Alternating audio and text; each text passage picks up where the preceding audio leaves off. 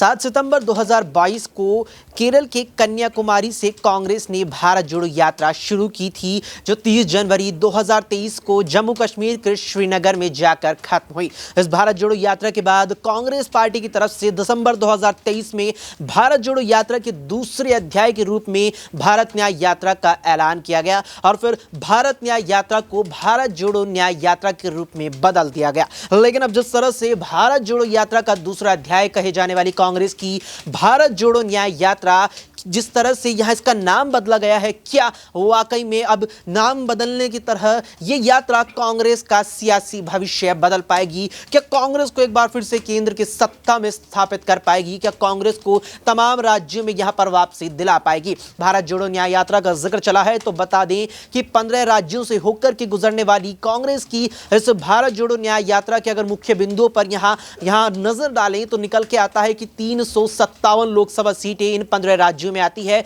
जिनमें से भारतीय जनता पार्टी इस समय 241 सीटों पर विराजमान है और कांग्रेस की इन 357 सीटों में से केवल 16 सीटों पर अपने सांसद हैं। इसके अलावा 15 राज्यों में यहां पर 9 ऐसे राज्य हैं जिसमें बीजेपी की पूर्ण बहुमत की सरकार है, साथ ही साथ 2 राज्यों में बीजेपी की गठबंधन की सरकार है। इसके अलावा 2 राज्यों में महागठबंधन की सरकार है, तो पश्चिम बंगाल में टीएमसी और उड़ीसा में यहां पर जो है बीजू जनता दल की सरकार यहां पर स्थापित है। लेकिन अगर इसी लिहाज से देखा जाए, यानी कि जिन 15 राज्यों से कांग्रेस की भारत जोड़ो न्याय यात्रा गुजरने वाली है, इन 15 राज्यों में एक भी राज्य ऐसा नहीं है जहां पर कांग्रेस की पूर्ण बहुमत की सरकार हो। हालांकि झारखंड और बिहार में कांग्रेस महागठबंधन के साथ सरकार में जरूर है, लेकिन इन 357 लोकसभा सीटों में कांग्रेस के सांसद भी महज 16 है। अब ऐसे में देखना बेहद यहां पर दिलचस्प भी रहने वाला है कि जिस तरह से आने वाली 14 जनवरी से कांग्रेस की भारत जोड़ो न्याय यात्रा शुरू हो रही है, जो 20 मार्च तक चलेगी, जिसमें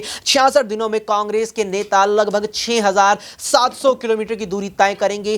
क्या यह यात्रा कांग्रेस का सियासी भविष्य बदल पाएगी? क्या यह यात्रा, जिस तरह से भारतीय जनता पार्टी ने 2024 के आम चुनावों में राम मंदिर, रामलला और अयोध्या में रामलला के विराजमान को प्रमुख मुद्दा, प्रमुख एजेंडा बना दिया है, क्या उसको काउंटर कर पाएगी कांग्रेस की यह भारत जोड़ो न्याय यात्रा? और ऐसे ही कई और सवाल हैं जो कांग्रेस और कांग्रेस की भारत जोड़ो न्याय यात्रा को लेकर उठ रहे हैं और इन्हीं सवालों के जवाब न्यूज रूम में मौजूद अपने सभी साथियों से लेंगे। सबसे पहले यहां हमारे सहयोगी अमन जी हैं। अमन जी से सवाल लेंगे कि अमन जी, पहले भारत जोड़ो यात्रा, फिर बदल के भारत न्याय यात्रा और फिर बदल के भारत जोड़ो न्याय यात्रा। 67 दिन हैं, 357 लोकसभा सीटें, 15 राज्य हैं और लक्ष्य है देश की 543 लोकसभा सीटें। जिस तरह से नाम बदले गए हैं, क्या कांग्रेस का सियासी भविष्य ये बदल सकती है? देखिए, बिल्कुल। और नाम बदलने के बाद क्या उनका काम, उनका नज़रिया, उनकी सोच और ये सब बदल पाएगी, ये अपने आप में बड़ा सवाल है। क्योंकि सिर्फ सड़क पर घूमने का मतलब ये नहीं है कि आप वोट इकट्ठा कर लेंगे, आप जो है भारत को जगा देंगे। यही कोशिश इससे पहले भारत जोड़ो यात्रा में भी देखने को मिली, जहाँ पर हुजूम उमड़ के कांग्रेस के पक्ष में आया। लेकिन जब 5 राज्यों के चुनाव होते हैं तो उसमें से एक में सफलता उनको हाथ लगती है और 2 राज्य जहाँ पर खुद कांग्रेस पार्टी की सरकार थी, छत्तीसगढ़ और राजस्थान, वहाँ पर वो अपनी सरकार गंवा देते। इसका मतलब ये हुआ कि जिन राज्यों को जीतना चाहिए था वो तो नहीं जीत पाए, लेकिन जिन राज्यों को अपने बचाना चाहिए था, यानी जिनमें सरकारें थी, उनको भी कांग्रेस पार्टी ने गंवा दिया। तो कोई बहुत बड़ा इंपैक्ट क्रिएट नहीं हुआ। एक नज़रिए से आप ये देख सकते हैं कि 2024 का जो लोकसभा चुनाव है उसके मद्देनजर कांग्रेस पार्टी को शायद लोगों के करीब पहुँचने के लिए जो सबसे बेहतर रास्ता लगा वो यही लगा कि राहुल गांधी को सड़क पर फिर उतारा जाए, उसके बाद जो है लोगों के बीच से गुजारा जाए, ताकि कहीं ना कहीं कांग्रेस पार्टी की जो कह सकते हैं कि छवि लगातार धूमिल हुई है, लगातार उनकी जो वोट बैंक किसका है उसको एक बार फिर से पुनर्जीवित किया जा सके। लेकिन हैरानी होती है कि जो 14-15 राज्य की आप बात कर रहे हैं उसमें से महज असम एक ऐसी जगह है जहाँ पर 3 जो सीटें हैं कांग्रेस पार्टी की, और ये सबसे अधिक है। आप ये सोचिए कि सबसे अधिक सीटें जो हैं वो इन 3 जगहों पर हैं। इसके अलावा उत्तर प्रदेश जैसी जगह में जो कह सकते हैं कि हाथी माना जाता है राजनीति का, वहाँ पर कह सकते हैं एक सीट उनको हाथ लगी। बिहार में भी शायद एक ही सीट उनके पास है, महाराष्ट्र में भी शायद उनके पास एक ही सीट है। तो ऐसे लगातार अगर आप देखेंगे तो इक्का दुक्का सीटें उनके पास हैं। तो ये बताता है कांग्रेस पार्टी किस तरह से जो सीटों को हासिल करने में या जीत दर्ज करने में पिछड़ गई है। अब क्या उनको ये भारत जोड़ो न्याय यात्रा जो है, क्या वाकई कांग्रेस पार्टी के लिए न्याय कर पाएगी? क्या वाकई कांग्रेस पार्टी को जीत की जो उम्मीद है, सुगबुगाहट है और जो लगातार कोशिशें हैं, क्या उसको अमली जामा पहना पाएगी? ये अपने आप में बड़ा सवाल है। सिर्फ राहुल गांधी को कह सकते हैं कि इस तरह से सड़क पर उतारना, इस तरह रैली करवाना क्या मकसद है कांग्रेस पार्टी का, या वाकई लोगों के बीच जाकर उनको जागरूक करने का प्रयास उनको करना चाहिए? क्योंकि लगातार देखा जा रहा है कांग्रेस पार्टी बातें तो बड़ी बड़ी करती है, लेकिन ज़मीनी स्तर पर उसकी कोई बहुत बड़ी जो है पैठ नहीं है, समर्थन जो है उनका ज़मीन लेवल पर वो बहुत ज़्यादा नहीं है, कार्यकर्ता बहुत ज़्यादा उनके पास नहीं है। यही वजह कांग्रेस पार्टी अगर इन 14-15 राज्यों में देखें तो महज सिमट के कुछ ही सीटों पर रह गई, और यही वजह बीजेपी ने पूरी तरह से सुपड़ा साफ कर दिया था कांग्रेस पार्टी का। यूपी में बीजेपी को 62 सीटें मिली, जो ये बताता है किस ताकत के साथ बीजेपी ने चुनाव लड़ा। वहीं कांग्रेस पार्टी को महज एक सीट मिली, जो कि एक समय गढ़ हुआ करता था कांग्रेस पार्टी के लिए उत्तर प्रदेश। तो ऐसे में समझा जा सकता है कि सिर्फ इस तरह की रैली करने से राहुल गांधी या यूं कहें कांग्रेस पार्टी का उद्धार नहीं होने वाला, बल्कि हर जगह पर इनको अपने कार्यकर्ताओं को एक्टिव करना पड़ेगा, अपने संगठन को मजबूत करना पड़ेगा, तब कहीं जाके कांग्रेस पार्टी ये कह सकती है कि वाकई उसकी जो धरातल है, ज़मीन है पॉलिटिक्स की, राजनीति की, वो मजबूत हुई। नहीं तो वही बात हुई कि चले जो 100 कोस और पहुंचे 9 कोस, तो कोई चलने का कोई बहुत मकसद नहीं है, इसमें कोई बहुत इम्पैक्ट नहीं है। और राहुल गांधी जो लगातार कोशिश कर रहे हैं कि इस तरह से लोगों के बीच पहुंचा जाए, तो इस तरह से लोगों के बीच नहीं पहुंचा जाएगा।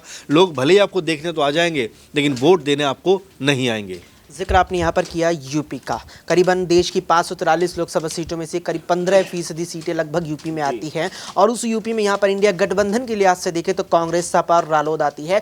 लेकिन यहाँ पर यूपी का जिक्र आ रहा है तो लगातार ये चर्चाएं आ रही हैं कि कांग्रेस मायावती को, बसपा को शामिल कराना चाहती है इंडिया गठबंधन में। इससे कांग्रेस को क्या फायदा मिल सकता है? देखिए, कांग्रेस पार्टी की अपनी ज़मीन तो यूपी में बची नहीं, आप देख ही रहे हैं, क्योंकि उनके पास एक सीट महज आती है लोकसभा चुनाव में, और अगर विधानसभा चुनाव की बात करें 2 सीटें उनके पास आती हैं। तो आप समझ सकते हैं कि प्रियंका गांधी ने बहुत जी तोड़ कोशिश की, लेकिन उसका भी नतीजा कोई निकल के सामने नहीं आया। तो ऐसे में बसपा को अगर अपने खेमे में शामिल कर लेते तो ये आप मान कर चले कि जो इंडी गठबंधन जो लगातार ताकतवर होने की कोशिश कर रहा है, मजबूत होने का प्रयास कर रहा है, उसमें एक उनके लिए बड़ी सफलता होगी। क्योंकि अगर बीएसपी और सपा का वोट बैंक एक साथ आता है तो वो उनके लिए मजबूती का सबब बन सकता है। वहीं कांग्रेस पार्टी का तो वोट बैंक जो है यहाँ वहाँ खिसक गया है, कुछ बीजेपी के पास चला गया, कुछ सपा बसपा के पास चला गया, कांग्रेस के पास तो महज गिनती का ही वोट बैंक रह गया। तो ऐसे में कांग्रेस पार्टी इसको इस उम्मीद से देख रही कम से कम कि बीजेपी से अगर वोट बैंक खिसके तो आने वाले समय में वो आने वाले जो वक्त की राजनीति में अपने लिए जो वोट बैंक है वापस ला सकती है, हासिल कर सकती है। इसी मद्देनजर वो देख रही कम से कम बीजेपी से तो कम से कम पीछा छूटे जो यूपी के अंदर, और यही कोशिश वो करती दिखाई पड़ रही है कि बसपा और सपा अगर साथ आते हैं तो इंडी गठबंधन को एक बहुत बड़ा फायदा इससे हो सकता है। बिल्कुल, यहाँ पर इंडी गठबंधन को फायदा हो सकता है। लेकिन जिस तरह से भारत जोड़ो न्याय यात्रा कांग्रेस की यहाँ पर शुरू होने वाली है आगामी 14 जनवरी, सब इसमें देखना है कि जो 100 कोस की दूरी यहाँ कांग्रेस तय करेगी, क्या उसमें यही चीज़ निकल के आएगी कि चले 100 कोस और पहुंचे केवल 9 कोस, यहाँ पर ये चीज़ होगी, या फिर कांग्रेस वाकई में कोई कमाल यहाँ पर करती नजर आने वाली है? नाजवीन यहाँ हमारे साथ हैं, नाजवीन से सवाल लेंगे कि नाज़मीन, जिस तरह से यहाँ पर 543 लोकसभा सीटें देश में आती हैं और 100 कोस यानी कि लगभग 6700 किलोमीटर की दूरी यहाँ पर कांग्रेस अब तय करेगी 66 दिनों में, क्या वो यहाँ पर जो 272 का लोकसभा चुनावों के लिए जादुई आंकड़ा है, क्या वो इंडिया गठबंधन के साथ भी पार कर पाएगी या एक बार फिर से नैया डूब जाएगी? देखिए, यहाँ पर जो यात्रा शुरू की जा रही है दोबारा से राहुल गांधी के ज़रिए, ये उस उम्मीद के ही साथ की जा रही है कि लोकसभा चुनाव में वो जीत हासिल कर सकें।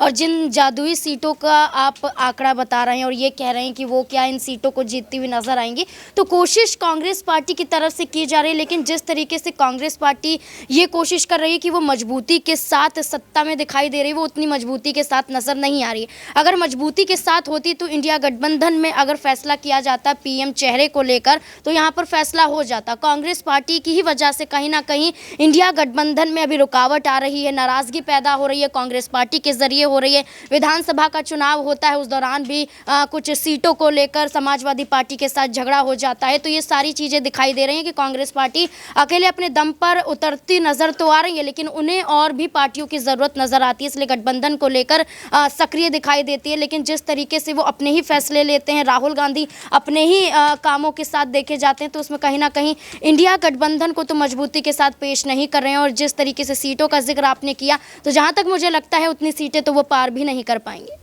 बिल्कुल, यहाँ पर जो स्थिति इस समय कांग्रेस की बनी हुई है उसके आधार पर तो यही लग रहा है कि कांग्रेस जो 272 का जादुई आंकड़ा है उसे पार नहीं कर पाएगी। दिनेश से जानेंगे कि दिनेश, लगभग 6700 किलोमीटर कांग्रेस पार्टी चलेगी इन 66 दिनों में, और इन 6700 किलोमीटर में सबसे लंबी दूरी 1000 किलोमीटर की यूपी में तय करेंगे। सबसे ज़्यादा लोकसभा सीटें यूपी में आती है, क्या यहाँ पर यूपी में कांग्रेस वापसी कर पाएगी? और जिस तरह से यहाँ पर यूपी से बातें आ रही हैं कि 15 से 20 सीटें यहाँ पर मांग रही है कांग्रेस इंडिया गठबंधन के तहत, क्या यहाँ पर जो वर्चस्व की लड़ाई है अमेठी और रायबरेली, क्या वहाँ पर वापसी होगी, खासतौर पर अमेठी में?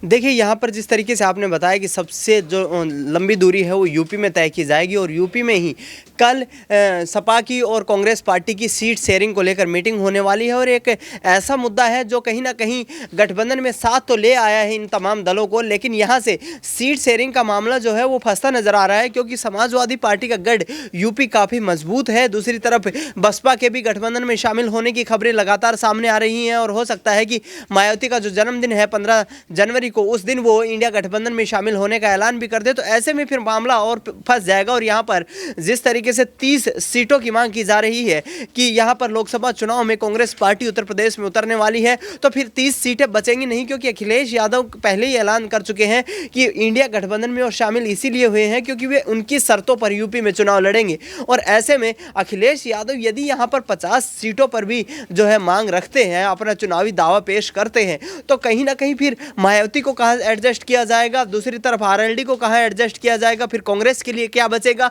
कशमकश की स्थिति बनी हुई है। लेकिन यदि मायावती साथ आती हैं, अखिलेश साथ पहले से ही हैं, जयंत चौधरी पश्चिमी यूपी में अच्छा प्रभाव रखते हैं, तो इसको देखते हुए कहीं ना कहीं आने वाले चुनाव में बेहतर नतीजे सामने आ सकते हैं।